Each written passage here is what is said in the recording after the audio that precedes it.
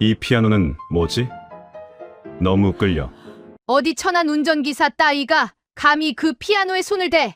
박화영 회장의 고성이 로비 전체를 울렸습니다. 피아노에 홀린 듯 앉아있던 서우진이 공포에 질려 의자에서 거의 굴러떨어지듯 일어섰습니다. 죄송합니다, 회장님. 우진이 바닥에 엎드리듯 고개를 숙이자 박 회장의 눈동자가 지진이라도 난 듯 흔들렸습니다. 분노가 아니었습니다. 그것은 경악이었습니다. 그의 목덜미에서 20년 전 죽은 외손자의 붉은 점을 발견했기 때문입니다. 사연 시작 전 무료로 하실 수 있는 구독 버튼 한 번만 눌러주세요. 구독자님들이 계신 곳에 행운과 건강의 기운을 보내드리겠습니다. 오늘의 사연 시작하겠습니다. 구준비가 영진그룹 저택 위로 떨어지고 있었습니다. 서우진이 검은 우산을 접으며 저택 정문 앞에 섰습니다. 높다란 철문 너머로 보이는 웅장한 건물에 우진의 눈이 커졌습니다. 오늘부터 잘 부탁드립니다. 우진이 경비원에게 고개를 숙여 인사했습니다. 경비원이 신분증을 확인하고 철문을 열어주었습니다. 신입 운전기사시죠? 박화영 회장님께서 기다리고 계십니다. 우진이 로비로 들어서자 숨이 멎었습니다. 로비 중앙에 거대한 검은 그랜드 피아노가 놓여 있었습니다. 마치 보석처럼 반짝이는 건반이 우진의 시선을 사로잡았습니다. 아름답네요. 우진이 작은 목소리로 중얼거렸습니다. 피아노를 향해 한 걸음 다가서려던 순간 뒤에서 목소리가 들렸습니다. 새로운 운전기사분이시군요. 우진이 돌아보니 정장을 입은 중년 남성이 서 있었습니다. 네, 서우진입니다. 오늘부터 근무하게 됐습니다.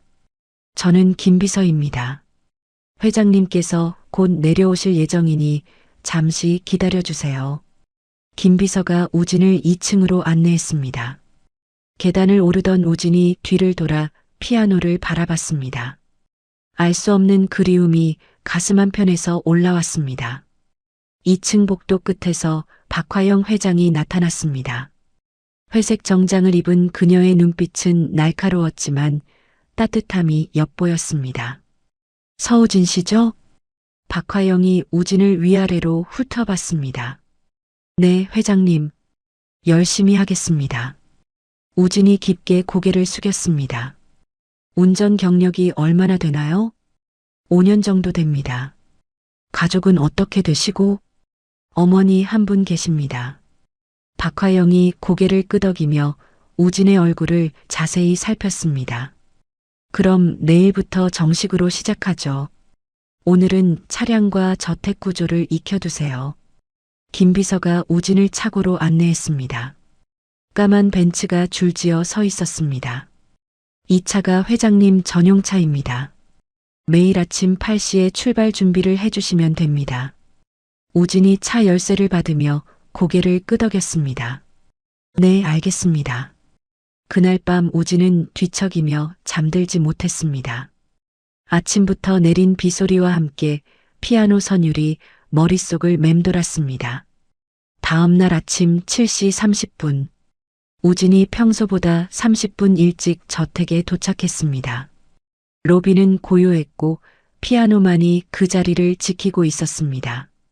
우진이 주변을 둘러본 뒤 조심스럽게 피아노 의자에 앉았습니다. 검은 건반 위로 떨리는 손을 올렸습니다. 한 번만. 우진의 손가락이 건반을 누르는 순간 신비로운 선율이 흘러나왔습니다. 애절하면서도 아름다운 멜로디가 20년의 침묵을 깨고 저택 전체에 울려 퍼졌습니다. 2층 서재에서 잠못 이루던 박화영이 벌떡 일어났습니다. 이게 무슨 소리지? 박화영의 손에서 찻잔이 떨어져 바닥에 깨졌습니다. 그 선율은 분명히 딸 윤희의 미발표 자작곡이었습니다. 윤희야, 윤희의 곡이. 박화영이 비틀거리며 계단을 뛰어내려갔습니다. 1층 로비에서 피아노를 치는 우진의 뒷모습이 보였습니다. 그 어깨선과 목선이 6살 외손자 시준의 모습과 겹쳐 보였습니다. 당장 그만두지 못해. 박화영의 불호령이 로비에 메아리 쳤습니다. 우진이 화들짝 놀라 벌떡 일어나 고개를 숙였습니다. 죄송합니다. 그냥 너무 아름다워서. 우진이 깊이 고개를 숙이는 순간 셔츠깃 사이로 목덜미 뒤편이 드러났습니다. 특이한 모양의 붉은 점이 박화영의 눈에 정통으로 들어왔습니다. 박화영의 얼굴이 하얗게 질렸습니다. 그 점은 갓 태어난 외손자 시준의 목 뒤에 있던 것과 정확히 똑같았습니다. 그 점은 박화영이 떨리는 손으로 우진을 가리켰습니다. 딸의 곡과 손자의 점이라는 이중 충격에 숨이 막혀왔습니다. 우진이 고개를 들며 당황스러운 표정을 지었습니다. 죄송합니다. 다시는 만지지 않겠습니다. 아니야. 박화영이 벽에 등을 기대며 휘청거렸습니다. 20년 전 잃어버린 손자의 모습이 우진과 겹쳐 보였습니다. 시준아, 혹시? 박화영이 작은 목소리로 중얼거렸습니다. 우진이 고개를 갸웃하며 박화영을 바라봤습니다. 회장님, 괜찮으세요? 괜찮아. 오늘은 일찍 들어가세요. 박화영이 떨리는 목소리로 말했습니다. 우진이 깊게 인사하고 저택을 나섰습니다. 박화영은 홀로 피아노 앞에 서서 건반을 바라봤습니다. 딸 윤희가 마지막으로 연주했던 그 자리였습니다. 윤희야, 시준이가 살아있는 건 아닐까? 박화영의 눈에서 20년 만에 처음으로 눈물이 흘러내렸습니다. 그날 밤 박화영은 20년 만에 딸과 손자의 악몽을 꾸었습니다. 여름의 뜨거운 햇살이 동해안 별장을 비추고 있었습니다. 6살 시준이 모래사장을 뛰어다니며 웃음소리를 내고 있었습니다. 할머니, 바다가 너무 예뻐요. 시준이 박화영의 손을 잡아 끌며 말했습니다. 딸 윤희와 사위가 나란히 파라솔 아래 앉아 있었습니다. 시준아, 너무 깊이 들어가면 안 돼. 윤희가 아들에게 소리쳤습니다. 시준이 손을 흔들며 얕은 물가에서 첨벙거렸습니다. 그때 갑자기 큰 파도가 밀려왔습니다. 시준이 파도에 휩쓸려 깊은 바다 쪽으로 떠내려갔습니다. 시준아, 윤희가 비명을 지르며 바다로 뛰어들었습니다. 사위도 곧바로 뒤를 따랐습니다. 안 돼. 위험해. 박화영이 해변에서 소리쳤지만 이미 늦었습니다.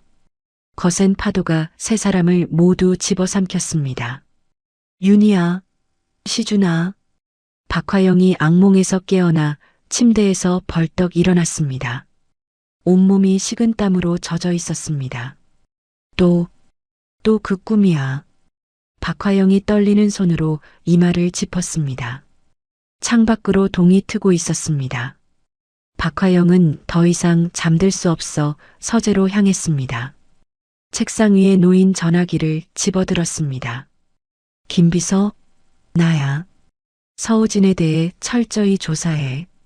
무엇을 조사하시겠습니까? 김비서의 목소리가 전화기 너머로 들렸습니다. 20년치 행적, 특히 6살 이전 기록, 입양 여부도 포함해서. 알겠습니다. 며칠 정도 걸릴 것 같은데요. 빨리 해. 그리고 아무에게도 말하지 마. 박화영이 전화를 끊고 깊은 숨을 내쉬었습니다. 며칠 후 박화영은 20년간 문을 닫아둔 딸의 방으로 향했습니다. 열쇠로 문을 여는 순간 윤희의 향기가 코끝을 스쳤습니다. 윤희야, 엄마가 왔어. 박화영이 작은 목소리로 중얼거렸습니다. 서랍을 열자 6살 시준의 물건들이 그대로 남아 있었습니다. 박화영이 손을 뻗어 작은 상자를 꺼냈습니다. 상자 안에는 이니셜 LSJ가 새겨진 낡은 은색 목걸이가 들어 있었습니다. 시준이의 미아방지 목걸이. 박화영이 목걸이를 꼭 움켜쥐었습니다. 리시전, 이시준의 이니셜이 또렷하게 새겨져 있었습니다. 다음 날 아침 박화영이 정원을 거닐고 있을 때 우진이 다가왔습니다. 회장님, 오늘 일정을 말씀드리러 왔습니다. 잠깐 그 전에 물어볼 게 있어. 박화영이 우진을 가만히 바라봤습니다. 목 뒤에 그 점 원래 있었나? 우진이 목을 만지며 고개를 끄덕였습니다. 네, 어릴 적부터 있던 점입니다. 어머니가 그러시더라고요. 그래, 어릴 적부터. 박화영의 눈빛이 날카로워졌습니다. 아, 그리고 건강검진을 받아야겠어. 회사 규정이야. 건강검진요? 응, 내일 병원에 가자. 김 비서가 예약해 둘 거야. 다음 날 병원에서 우진이 각종 검사를 받았습니다. 박화영이 의사에게 따로 부탁했습니다. 알레르기 검사도 추가로 해주세요. 특히 견과류 쪽으로. 알겠습니다. 혈액 검사도 함께 진행하겠습니다. 며칠 후 검사 결과가 나왔습니다. 의사가 박화영에게 결과지를 건넸습니다. 특이한 점이 있네요. 특정 견과류에 심각한 알레르기 반응을 보입니다. 박화영의 심장이 뛰기 시작했습니다. 시준도 똑같은 견과류 알레르기가 있었습니다. 어느 정도로 심각한가요? 아나필락시스 쇼크까지 올 수 있습니다. 매우 위험해요. 박화영이 고개를 끄덕이며 결과지를 받았습니다. 다음 날 박화영이 우진을 부르며 고급 다과를 내놓았습니다. 수고했어. 이거 먹어봐. 우진이 고맙다며 다과를 집어 먹었습니다. 5분도 지나지 않아 우진의 얼굴이 빨갛게 변했습니다. 회장님, 숨이. 우진이 목을 움켜쥐며 바닥에 쓰러졌습니다. 우진 씨, 119를 불러. 박화영이 소리치며 우진을 부축했습니다. 응급실에서 우진이 겨우 정신을 차렸습니다. 박화영이 병상 옆에 앉아 있었습니다. 괜찮아? 네. 무슨 일인지 모르겠어요. 박화영이 떨리는 목소리로 물었습니다. 6살 이전 기억이 전혀 없나? 우진이 고개를 끄덕였습니다. 네. 기억나는 게 없어요. 어머니가 그러시는데 어릴 때 많이 아팠다고. 그때 병실 문이 벌컥 열렸습니다. 김미경이 숨을 헐떡이며 뛰어들어왔습니다. 내 아들한테 무슨 짓이야? 김미경이 박화영을 밀치며 우진에게 달려갔습니다. 우진아, 괜찮아? 어머니, 어떻게 여기까지? 병원에 실려갔다고 연락받고 기차 타고 올라왔어. 김미경이 박화영을 노려봤습니다. 당신이 뭔데 내 아들을 이렇게 만들어? 진정하세요. 사고였어요. 사고? 이게 사고야? 김미경이 우진의 손을 잡으며 일으켜 세웠습니다. 우리 집으로 돌아가자. 여기 있으면 안 돼. 우진이 당황스러운 표정으로 어머니를 바라봤습니다. 어머니, 왜 그러세요? 질문하지 말고 따라와. 김미경이 우진을 끌고 병실을 나가려 했습니다. 그때 김미경이 박화영을 다시 돌아봤습니다. 다시는 내 아들 앞에 나타나지 마. 김미경의 눈에 깊은 두려움이 어려 있었습니다. 20년 전 그날의 기억이 되살아나고 있었습니다. 그날 밤 박화영은 비서를 불렀습니다. 우진의 혈액 샘플을 미국 유전자 검사센터로 보내. 비밀리에. 무슨 검사를 하시겠습니까? 친족관계 확인. 그리고 김미경의 20년 전 행적도 파헤쳐. 알겠습니다. 박화영이 창밖을 바라보며 중얼거렸습니다. 시준아, 정말 너인 거니? 다음 날 아침 병원 로비는 사람들로 붐비고 있었습니다. 박화영이 퇴원 수속서를 들고 서 있을 때 김미경이 우진과 함께 나타났습니다. 어머니, 회장님께 인사드리고 가요. 우진이 박화영에게 다가가려 했지만 김미경이 팔을 붙잡았습니다. 인사는 됐어. 어서 가자. 김미경이 박화영을 노려보며 말했습니다. 다시는 내 아들 앞에 나타나지 마세요. 김미경 씨, 진정하고 얘기합시다. 박화영이 차분한 목소리로 말했습니다. 진정하라고? 내 아들을 병원에 실려오게 만들어 놓고, 그건 정말 사고였어요. 사고? 웃기는 소리 마세요. 김미경의 목소리가 로비에 울려 퍼졌습니다. 주변 사람들이 하나둘씩 돌아봤습니다. 바로 그때 로비 입구로 정장을 입은 남자가 수행원들과 함께 들어왔습니다. 강인철이었습니다. 여기 웬 소란이죠? 강인철이 웃음을 띠며 다가왔습니다. 아, 박화영 회장님이시네요. 병원 신세를 지십니까? 박화영이 강인철을 차갑게 바라봤습니다. 강 회장님도 병문안이시군요. 그렇습니다. 거래처 회장님이 입원하셔서 왔는데 강인철이 시선을 우진과 김미경에게 돌렸습니다. 이분들은 누구시죠? 그 순간 김미경이 강인철의 얼굴을 보고 숨이 멎었습니다. 손이 부들부들 떨리기 시작했습니다. 김미경이 말을 잇지 못했습니다. 20년 전 폭풍 후 치던 바닷가의 그 남자였습니다. 어머니, 왜 그러세요? 우진이 놀라며 김미경을 부축했습니다. 도망쳐야 해. 어서. 김미경이 우진의 팔을 잡아 끌었습니다. 무슨 소리예요? 갑자기 왜? 질문하지 말고 따라와. 김미경이 우진을 끌고 병원을 뛰쳐나갔습니다. 강인철이 그 모습을 지켜보며 의미심장한 표정을 지었습니다. 저 아주머니가 왜 저러는 걸까요? 강인철이 박화영에게 물었습니다. 글쎄요. 저도 모르겠네요. 박화영이 강인철을 예리하게 관찰했습니다. 김미경이 보인 극도의 공포 반응이 심상치 않았습니다. 그럼 저는 이만 가보겠습니다. 강인철이 어색하게 웃으며 자리를 떴습니다. 박화영은 홀로 로비에 남아 생각에 잠겼습니다. 김미경이 강인철을 보고 보인 반응이 단순한 놀람은 아니었습니다. 20년 전 사고와 관련이 있는 건가? 박화영이 작은 목소리로 중얼거렸습니다. 시골집으로 돌아간 김미경은 문을 꽁꽁 잠그고 앉아 있었습니다. 우진이 답답한 표정으로 어머니를 바라봤습니다.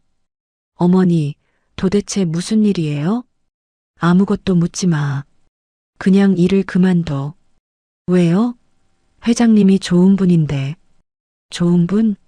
웃기는 소리 하지 마. 김미경이 소리를 질렀습니다.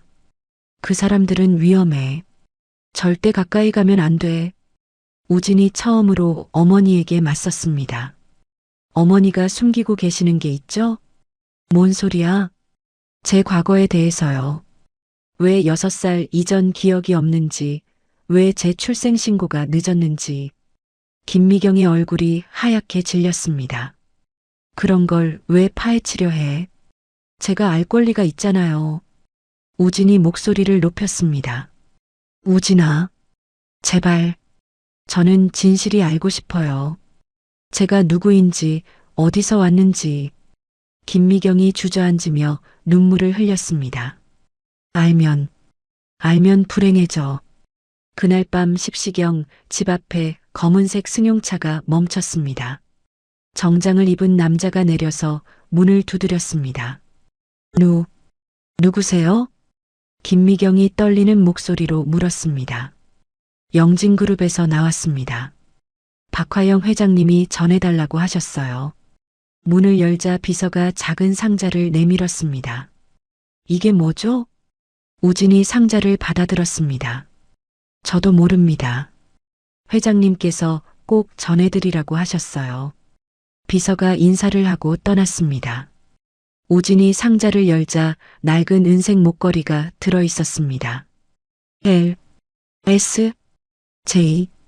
우진이 목걸이에 새겨진 이니셜을 읽었습니다. 이건 김미경이 목걸이를 보고 비명을 질렀습니다. 아니야. 그걸 보면 안 돼. 하지만 이미 늦었습니다. 우진의 머릿속에 강렬한 이미지들이 쏟아져 들어왔습니다. 거친 파도 소리, 누군가의 비명, 그리고 자신을 부르는 여인의 목소리. 엄마, 엄마. 우진이 머리를 움켜쥐며 고통스러워했습니다. 시준아, 시준아. 여인의 목소리가 더욱 선명해졌습니다. 으악. 우진이 바닥에 쓰러졌습니다. 김미경이 울먹이며 우진을 부축했습니다. 우진아, 정신 차려. 제가 누구예요? 우진이 떨리는 목소리로 물었습니다. 이 목걸이가 왜 저한테 익숙하죠? 김미경이 목걸이를 움켜쥐며 눈물을 흘렸습니다. 미안해. 미안해, 우진아. 어머니. 우진이 간절한 눈빛으로 김미경을 바라봤습니다. 제발 진실을 말해주세요. 김미경이 긴 침묵 끝에 입을 열었습니다. 20년 전 일이야. 김미경이 떨리는 손으로 낡은 서랍을 열었습니다. 구겨진 일기장 하나를 꺼내며 깊은 숨을 내쉬었습니다. 20년 전, 내 아버지가 돌아가시고 난 후였어. 김미경이 눈물을 훔치며 입을 열었습니다. 바닷가 민박집에서 일하며 하루하루 살아가고 있었지. 우진이 어머니 앞에 앉아 조용히 들었습니다. 그날 밤 정말 무서운 폭풍우가 몰아쳤어. 번개와 천둥이 온 세상을 흔들었지. 김미경의 목소리가 떨렸습니다. 다음 날 아침 해변으로 나갔는데 김미경이 일기장을 펼쳤습니다. 20년 전 그날의 기록이 또렷하게 남아 있었습니다. 쓰러진 아이가 하나 있었어. 6살 정도 되어 보이는. 그게 저였다는 거예요? 우진이 떨리는 목소리로 물었습니다. 너는 의식을 잃은 채 젖은 옷을 입고 있었어. 목에는 그 목걸이를 차고 있었고, 김미경이 은목걸이를 가리켰습니다. 병원에 데려가려 했는데 내가 깨어나더라. 김미경의 눈에 그때의 기억이 되살아났습니다. 첫 마디가 뭔지 아니? 엄마였어. 엄마라고요? 내가 나를 꼭 안으며 엄마라고 불렀어. 아무것도 기억하지 못하면서. 김미경이 눈물을 흘렸습니다. 신고해야 한다는 걸 알았어. 하지만요? 너무 외로웠거든. 남편도 없고 아이도 없이 혼자 살던 때였어. 우진이 고개를 끄덕이며 어머니를 바라봤습니다. 그리고 무서운 일이 있었어. 그날 밤에 김미경이 일기장의 한 페이지를 넘겼습니다. 보트에서 내리는 남자를 봤거든. 정장을 입은 무서워 보이는 남자. 그게 오늘 병원에서 본 그 사람이에요? 맞아. 강인철이라는 사람. 그 사람이 너를 보고 놀라더라. 김미경이 몸을 떨었습니다. 그래서 신고하지 못했어. 혹시 그 사람이 너를 해칠까봐. 우진이 일어나 창밖을 바라봤습니다. 그럼 제 진짜 이름은 뭐예요? 목걸이에 새겨진 이니셜. L, S, J. 그게 내 진짜 이름의 첫 글자들일 거야. 이시준. 제가 이시준이라는 거네요. 우진이 중얼거렸습니다. 미안해, 우진아. 아니, 시준아. 너를 속였어. 김미경이 바닥에 무릎을 꿇었습니다. 하지만 20년 동안 너를 진짜 내 아들처럼 사랑했어. 우진이 어머니를 일으켜 세웠습니다. 어머니가 저를 지켜주신 거죠. 고마워요. 시준아. 하지만 이제는 진실을 알아야겠어요. 우진이 일기장을 들고 밖으로 나갔습니다. 김미경이 뒤따라 나오며 손을 잡았습니다. 어디 가는 거야? 동해안 별장. 일기장에 적힌 그 주소로 가볼게요. 위험해. 혼자 가면 안 돼. 하지만 우진은 이미 차에 올라탔습니다. 괜찮아요. 꼭 확인하고 올게요.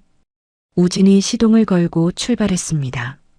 김미경이 뒤에서 손을 흔들며 소리쳤습니다. 조심해. 무슨 일 있으면 전화해.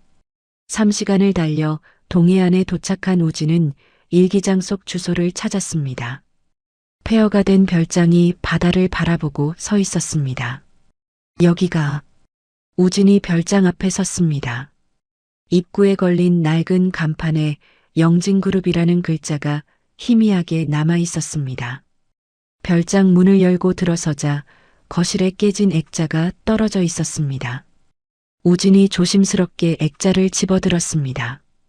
액자 속 사진에는 젊은 여인이 6살 정도의 아이를 안고 웃고 있었습니다. 뒤에는 박화영이 함께 서 있었습니다. 이게 제 어머니? 우진이 사진 속 여인을 가만히 바라봤습니다. 분명히 자신을 닮은 얼굴이었습니다. 그럼 박화영 회장님이 제 할머니라는 건가요? 우진의 가슴이 뛰기 시작했습니다. 바로 그때 별장 밖에서 발자국 소리가 들렸습니다. 검은 옷을 입은 남자 둘이 나타났습니다. 거기 누구야? 남자 하나가 소리쳤습니다. 우진이 뒤로 물러섰습니다. 여기서 뭐 하는 거지? 그냥 구경하러 왔어요. 구경? 여기 출입금지 구역이야. 남자들이 우진에게 다가왔습니다. 어서 나가. 안 그러면 큰일 날 줄 알아. 우진이 급히 뒷문으로 빠져나가려 했습니다. 하지만 뒷문에도 또 다른 남자가 기다리고 있었습니다. 도망가지 마. 남자가 우진의 팔을 붙잡았습니다. 바로 그때 별장 앞으로 검은 승용차들이 몰려왔습니다. 정장을 입은 경호원들이 우르르 내려 괴한들을 제압했습니다. 손 놔. 경호원들이 괴한들을 몰아냈습니다. 경호팀장이 우진에게 다가왔습니다. 괜찮으신가요? 박화영 회장님이 보내셨습니다. 회장님이요? 네, 위험하니까 어서 차에 타세요. 우진이 경호원들과 함께 안전가옥으로 이동했습니다. 그 시각 영진그룹 본사에서는 박화영이 비서와 대화하고 있었습니다. 20년 전 사건 담당 경찰서장을 만나보셨나요? 네, 만났습니다. 충격적인 사실이 나왔어요. 뭔가요? 당시 수사를 조작했다고 인정했습니다. 태아건설 강인철의 압력 때문이었다고. 박화영의 눈빛이 차갑게 변했습니다. 그럼 강인철이? 네, 20년 전 사고와 연관되어 있을 가능성이 높습니다. 박화영이 주먹을 꽉 쥐었습니다. 딸과 손자를. 강인철이. 한편 강인철은 자신의 사무실에서 부하에게 지시하고 있었습니다. 김미경과 그 아들을 모두 처리해. 알겠습니다. 박화영이 20년 전 일을 파헤치기 전에 증거를 없애야 한다. 강인철의 눈에 살기가 돌았습니다. 아무도 살려두면 안 돼. 하지만 이미 박화영의 경호팀이 한 발 앞서 움직이고 있었습니다. 우진은 서울의 안전한 곳으로 피신했고 김미경도 보호받고 있었습니다. 박화영이 휴대폰을 들고 우진에게 전화했습니다. 시준아, 괜찮니? 네. 할머니? 우진이 조심스럽게 물었습니다. 그래, 할머니야. 이제 모든 걸 확인했어. 박화영의 목소리가 떨렸습니다. 내일 본사로 와. 중요한 얘기가 있어.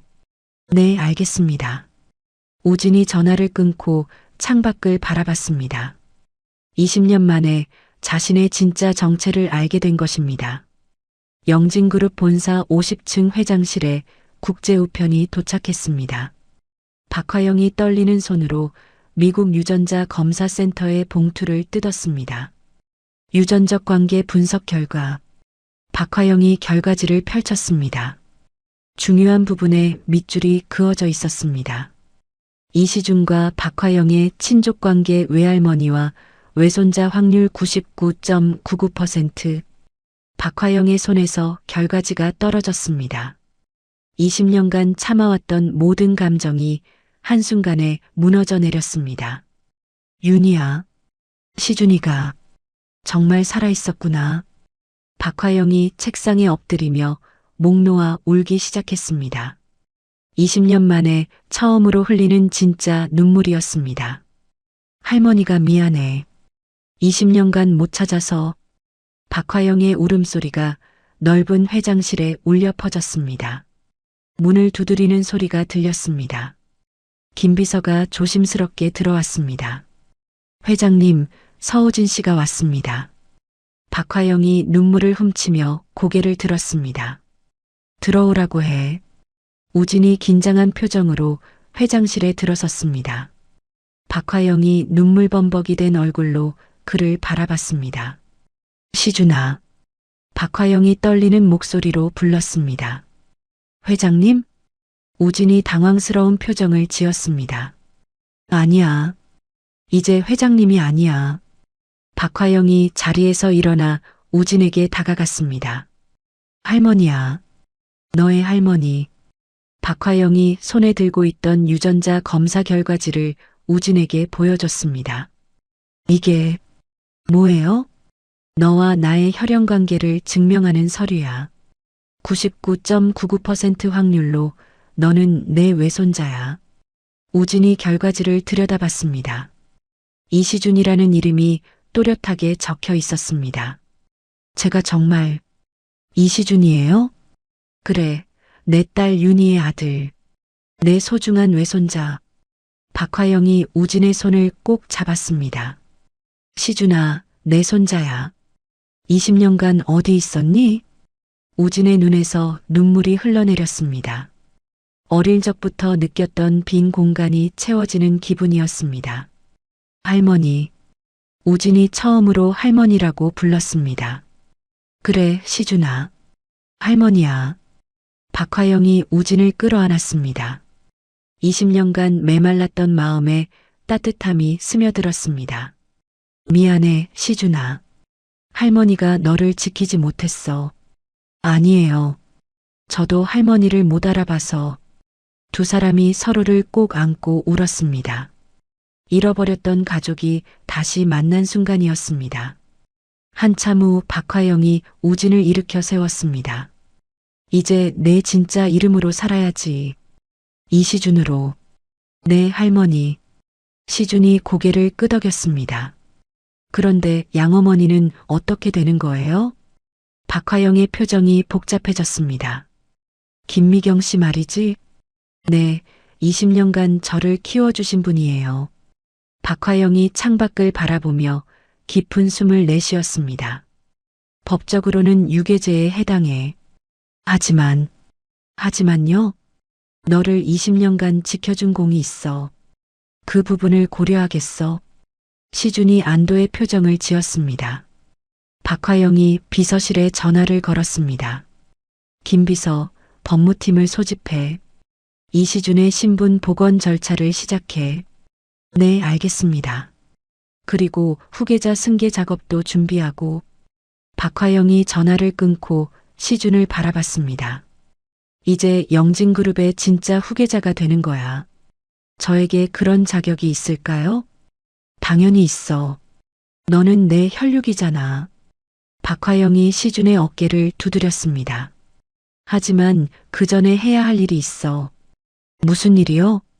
20년 전 진실을 밝히는 거야. 강인철을 심판해야 해. 박화영의 눈에 분노가 어렸습니다. 강인철이 내 어머니와 너를 바다에 빠뜨린 장본인이야. 시준이 주먹을 꽉 쥐었습니다. 정말이에요? 김미경 씨의 일기장과 증언, 그리고 당시 경찰서장의 증언까지 확보했어. 박화영이 서류들을 꺼내 보여줬습니다. 내일 기자회견을 열어서 모든 걸 공개할 거야. 시준이 고개를 끄덕였습니다.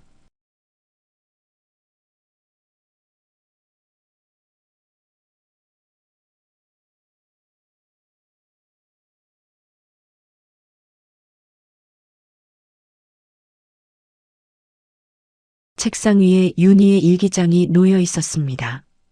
시준이 조심스럽게 일기장을 펼쳤습니다.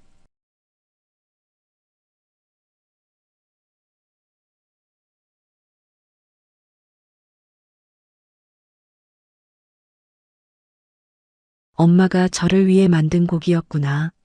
시준이 악보를 가슴에 안았습니다. 창밖으로 석양이 지고 있었습니다. 시주는 어머니 방에서 20년간 잃어버렸던 기억들을 조금씩 되찾고 있었습니다. 내일이면 모든 진실이 세상에 알려질 것입니다. 강인철과의 마지막 싸움이 시작되려 하고 있었습니다. 기자회견을 하루 앞둔 밤 11시 강인철이 태아건설 사무실에서 전화를 걸고 있었습니다. 언론사들의 기사 다 뿌렸나? 네, 주요 포털 사이트 헤드라인에 올렸습니다. 강인철이 컴퓨터 화면을 확인했습니다. 영진그룹 박화영 회장, 사기꾼 운전기사를 손자로 둔갑시킨 희대의 사기극이라는 제목이 떴습니다. 이제 박화영이 기자회견을 열어봐야 소용없어. 강인철이 비웃듯 말했습니다. 한편 시골에서는 김미경이 뉴스를 보며 얼굴이 하얗게 질려 있었습니다. 이게 무슨 소리야?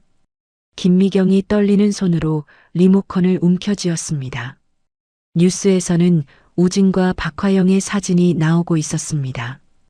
영진그룹 측은 혈연관계를 주장하고 있으나 업계에서는 후계 구도를 위한 조작 의혹을 제기하고 있습니다. 그때 집 전화벨이 울렸습니다. 김미경이 조심스럽게 수화기를 들었습니다. 여보세요? 김미경 씨죠?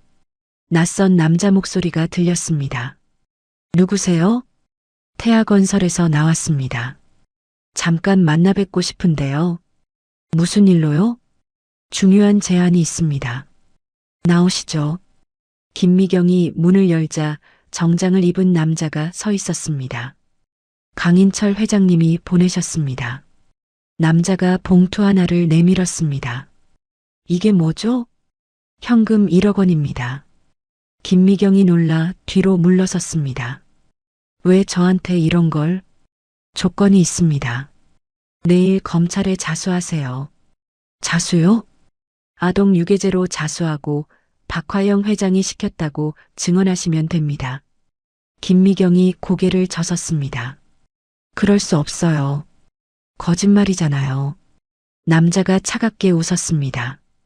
그럼 김미경 씨와 서우진 씨, 아니 이시준 씨 모두 살인 공범으로 만들어드리죠. 뭐라고요? 20년 전 윤희 씨 살인 사건의 공범 말입니다. 김미경이 온몸을 떨었습니다. 제가 언제 누굴 죽였어요? 증거야 얼마든지 만들 수 있죠. 강 회장님의 힘이면. 남자가 협박조로 말했습니다. 선택하세요. 1억을 받고 거짓 증언을 하든지 아니면 아들과 함께 죄수가 되든지. 김미경이 주저앉으며 눈물을 흘렸습니다. 시간은 내일 아침까지입니다. 남자가 봉투를 바닥에 던지고 떠났습니다. 다음 날 아침 검찰청 앞에는 기자들이 몰려 있었습니다. 김미경이 떨리는 다리로 검찰청 계단을 올랐습니다. 김미경 씨, 아동 유괴 혐의를 인정하십니까? 박화영 회장이 정말 매수했습니까? 기자들이 마이크를 들이댔습니다. 김미경이 눈물을 흘리며 입을 열었습니다. 죄송합니다. 제가 아이를 유괴했어요. 박화영 회장과는 어떤 관계인가요? 박 회장님이 저한테 돈을 주시며 거짓 증언을 해달라고. 김미경의 목소리가 떨렸습니다. 얼마를 받으셨나요? 5억 원을. 아이를 손자라고 거짓말해달라고. 김미경이 거짓말을 하며 속으로 울었습니다. 시준아, 미안해. 엄마가 너를 지키려고. 이 소식이 뉴스로 나가자 영진그룹 주가가 폭락했습니다. 박화영이 비서실장과 긴급회의를 하고 있었습니다. 주가가 30% 떨어졌습니다. 거래 정지시켜. 박화영이 차갑게 말했습니다. 그리고 검찰에서 회장님 소환 통보가 왔습니다. 혐의가 뭔가? 주가 조작 및 상속법 위반입니다. 박화영이 주먹을 꽉 쥐었습니다. 강인철 그놈이. 바로 그때 시준이 회장실로 뛰어들어왔습니다. 할머니, 뉴스 보셨어요? 시준아. 박화영이 힘없이 시준을 바라봤습니다. 김미경 씨가 왜 그런 말을 했을까요? 강인철이 협박했을 거야. 박화영이 의자에 주저앉았습니다. 20년 만에 너를 찾았는데 또 이런 일이. 박화영이 갑자기 머리를 움켜쥐며 비틀거렸습니다. 할머니. 시준이 박화영을 부축했습니다. 머리가 너무 아파. 박화영이 쓰러지며 의식을 잃었습니다. 119 불러요. 어서. 시준이 소리쳤습니다. 병원 응급실에서 의사가 나왔습니다. 급성 뇌졸중입니다. 수술을 해야 해요. 생명에는 지장 없나요? 아직 확실하지 않습니다. 최선을 다하겠습니다. 시준이 수술실 앞에서 초조하게 기다렸습니다. 한편 강인철은 영진그룹 이사회실에서 웃고 있었습니다. 박화영이 쓰러졌다고? 네, 뇌졸중으로 수술 중입니다. 강인철이 손뼉을 쳤습니다. 완벽하군. 이제 이사회를 소집해. 무슨 안건으로 하시겠습니까? 박화영 경영권 박탈.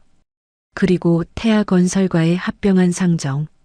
강인철의 눈에 승리의 빛이 어렸습니다. 병원에서 시간을 보내던 시준은 집으로 돌아와 할머니의 서재를 뒤지기 시작했습니다. 뭔가 있을 거야. 강인철을 막을 방법이. 시준이 책상 서랍을 하나씩 열어봤습니다. 맨 아래 서랍에서 비밀 금고를 발견했습니다. 비밀번호가 뭐지? 시준이 이것저것 눌러봤습니다. 521 어머니 윤희의 생일을 입력하자 금고가 열렸습니다. 금고 안에는 낡은 장부 하나가 들어 있었습니다. 표지에 강인철 비리 증거라고 적혀 있었습니다. 이게. 시준이 장부를 펼쳤습니다. 강인철의 비자금 내역과 영진그룹 자재 불법 유용 증거가 빼곡히 적혀 있었습니다. 엄마가 이걸 숨겨놨구나. 시준이 장부를 꼭 안았습니다. 이걸로 강인철을 무너뜨릴 수 있어. 시준이 변호사에게 전화를 걸었습니다. 김미경 씨를 만나러 구치소에 가야 해요. 위험할 텐데요. 괜찮아요. 어머니를 설득해야 해요. 시준이 장부를 가방에 넣으며 결심했습니다. 진실을 말하게 해야 해. 그래야 할머니도 저도 김미경 씨도 모두 살 수 있어. 시준이 구치소로 향하며 중얼거렸습니다. 엄마, 이제 제가 복수해 드릴게요. 영진그룹 본사 대회의실에는 이사들과 주주들이 모여 있었습니다. 강인철이 정장을 빼입고 연단에 섰습니다. 오늘 이 자리는 영진그룹의 미래를 결정하는 중요한 날입니다. 강인철이 마이크를 잡고 말했습니다. 박화영 회장은 사기꾼을 손자로 둔갑시켜 주주들을 기만했습니다. 이사들이 웅성거렸습니다. 따라서 저는 박화영 회장의 해임과 태아건설과의 합병을 제안합니다. 강인철이 자신만만하게 웃었습니다. 찬성하시는 분은 거수해 주시기 바랍니다. 이사들이 하나둘씩 손을 들기 시작했습니다. 바로 그때 회의실 문이 벌컥 열렸습니다. 시준이 당당하게 들어섰습니다. 잠깐만요. 시준이 큰 목소리로 말했습니다. 회의실이 순식간에 조용해졌습니다. 누구야, 당신은? 강인철이 소리쳤습니다. 경비, 어떻게 된 거야? 저는 이시준입니다. 영진그룹의 정당한 후계자죠. 시준이 마이크 앞으로 걸어갔습니다. 사기꾼이 또 나타났군. 강인철이 비웃었습니다. 끌어내. 강인철이 부하들에게 손짓했습니다. 하지만 시준은 가방에서 서류를 꺼냈습니다. 법원의 신분 복원 판결문입니다. 시준이 서류를 스크린에 띄웠습니다. 그리고 미국 유전자 검사센터의 친족관계 확인서입니다. 화면에 99.99% 확률이라는 글자가 또렷하게 보였습니다. 이사들이 서로 얼굴을 마주보며 수군거렸습니다. 정말 박화영 회장의 외손자인가? 유전자 검사까지 했다고? 강인철의 얼굴이 굳어졌습니다. 조작된 서류일 수도 있어. 조작이요? 시준이 다른 서류를 꺼냈습니다. 그럼 이것도 조작일까요? 시준이 어머니 윤희가 남긴 장부를 펼쳤습니다. 20년 전 제 어머니 윤희가 정리한 강인철 회장의 비자금 내역서입니다. 회의실이 술렁거렸습니다. 그 안에는 영진그룹 자재 횡령 증거도 포함되어 있습니다. 강인철이 얼굴이 하얗게 질렸습니다. 그건 어디서 구한 거야? 제 어머니가 숨겨두신 겁니다. 강인철 회장님을 막기 위해서요. 시준이 장부를 들어보였습니다. 죽은 사람이 남긴 조작된 장부일 뿐이야. 강인철이 목소리를 높였습니다. 바로 그때 회의실 뒷문이 열렸습니다. 변호사와 함께 김미경이 들어왔습니다. 조작이라고요? 김미경이 떨리는 목소리로 말했습니다. 김미경. 강인철이 깜짝 놀라 뒤로 물러섰습니다. 20년 전 그날의 진실을 말씀드리겠습니다. 김미경이 연단으로 걸어갔습니다. 저는 거짓 증언을 했습니다.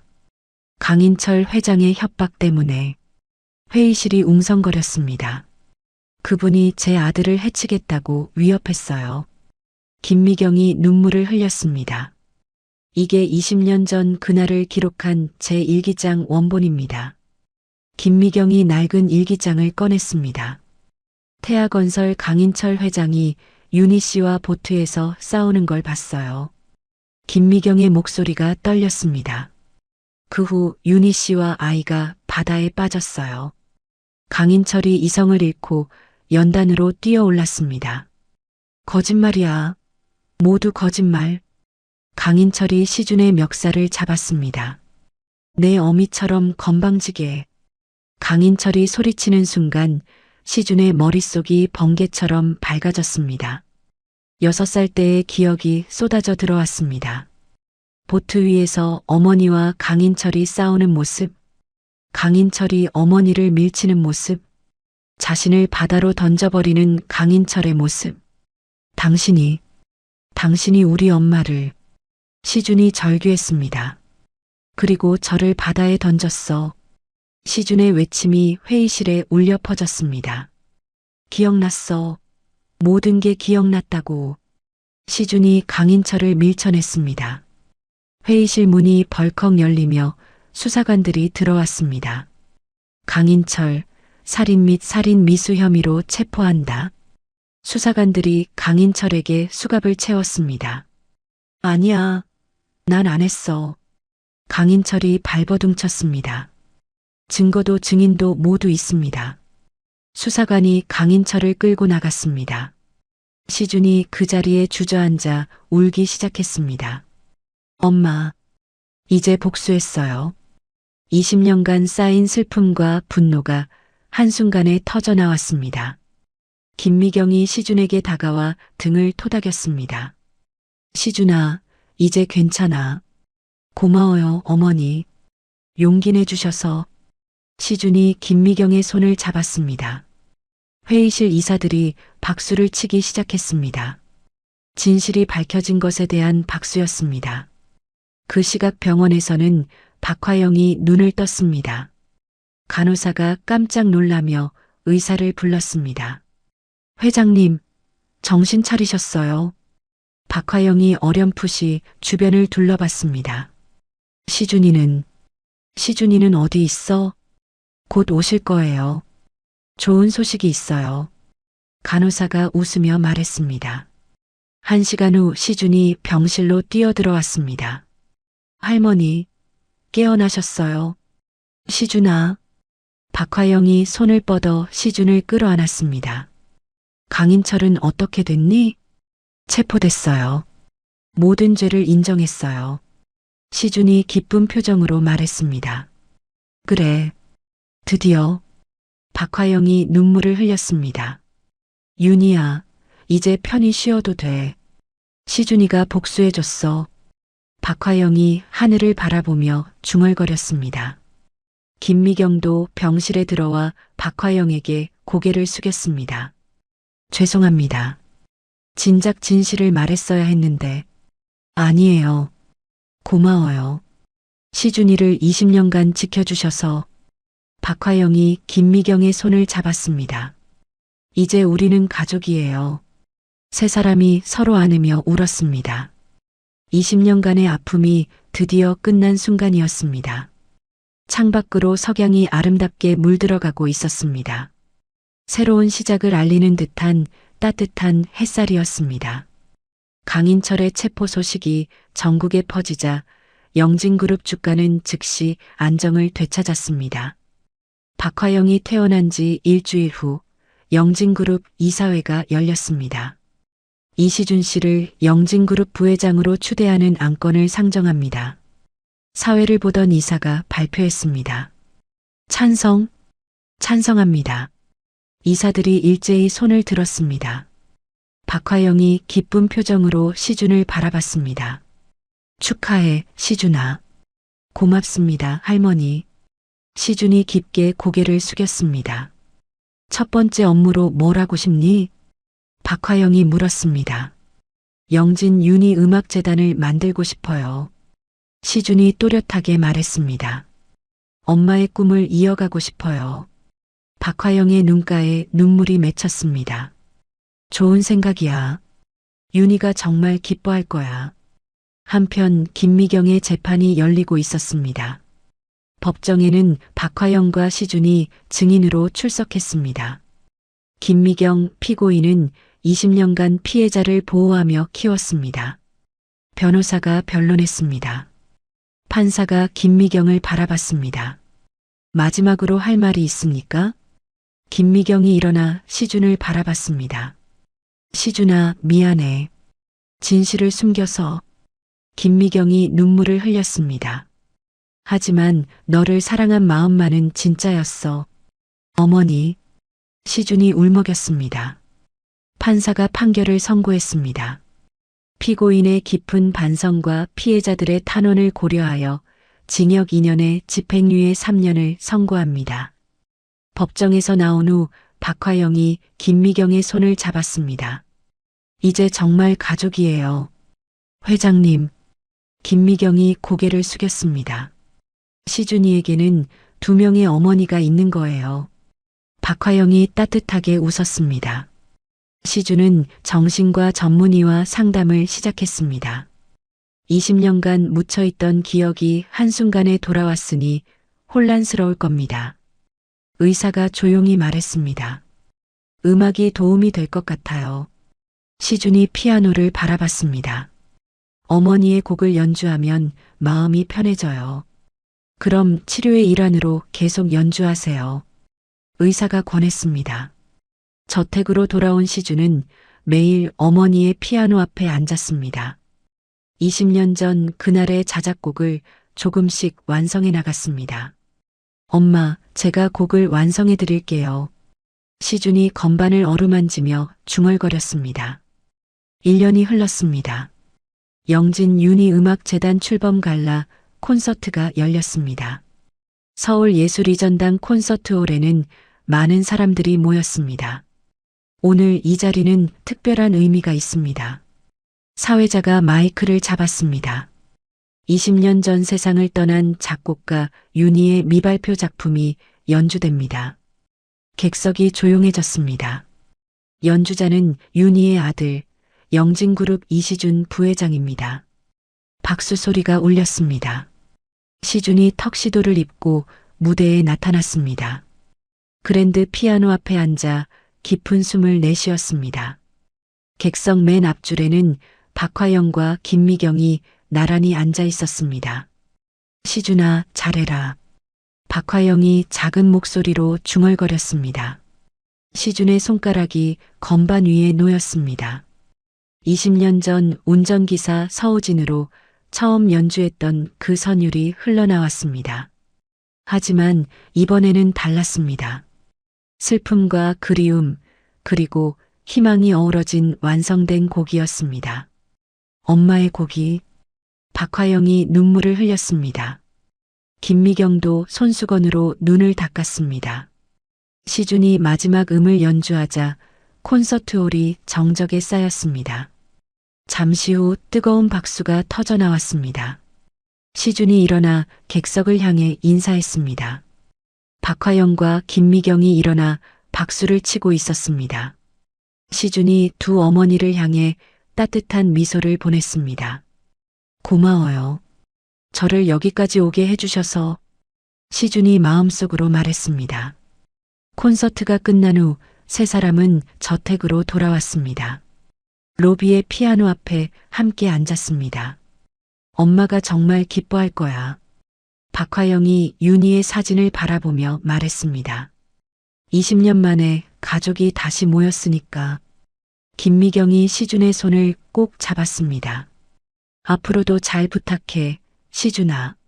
네, 어머니들. 시준이 두 사람을 번갈아 보며 웃었습니다. 창밖으로 달빛이 쏟아지고 있었습니다. 피아노 위에 놓인 윤희의 사진이 달빛을 받아 환하게 빛났습니다. 시준이 다시 피아노 앞에 앉아 어머니의 곡을 연주했습니다. 이번에는 더욱 부드럽고 평화로운 선율이었습니다. 박화영과 김미경이 그 모습을 지켜보며 행복한 표정을 지었습니다. 20년간의 긴 여행이 드디어 끝난 것입니다. 영진그룹 저택에는 다시 웃음소리가 가득했습니다. 그 웃음소리 속에는 윤희의 따뜻한 마음도 함께 담겨 있었습니다. 시준이 연주를 마치고 두 어머니를 바라봤습니다. 이제 정말 집에 온 것 같아요. 그래, 시준아. 이제 영원히 함께야. 박화영이 시준의 어깨에 손을 올렸습니다. 김미경도 다른 쪽 어깨에 손을 올렸습니다. 우리는 가족이니까. 세 사람이 서로 안으며 웃었습니다. 피아노 선율이 조용히 저택 전체에 울려 퍼졌습니다. 20년간 잃어버린 기억과 가족을 되찾은 이시준의 이야기가 이렇게 마무리됩니다. 때로는 진실이 고통스럽고 용서가 어려울 때도 있습니다. 하지만 이시준과 박화영 할머니 그리고 김미경 어머니처럼 서로를 이해하고 받아들일 때 진정한 가족이 될 수 있다는 것을 보여준 이야기였습니다. 운전기사에서 시작해 영진그룹의 후계자가 된 이시준의 여정은 단순한 성공 스토리가 아닙니다. 상처받은 마음을 치유하고 잃어버린 사랑을 되찾는 과정이었죠. 피아노 선율처럼 때로는 슬프고 때로는 아름다웠던 그들의 이야기가 여러분의 마음에도 따뜻한 울림이 되었기를 바랍니다. 가족이란 피가 섞여야만 되는 것이 아니라 진심으로 사랑하고 지켜주려는 마음에서 시작되는 것 같습니다. 이야기를 끝까지 들어주신 분이 계시다면 어디에서 듣고 계신지 댓글 하나만 남겨주세요. 구독도 꼭 부탁드립니다. 감사합니다.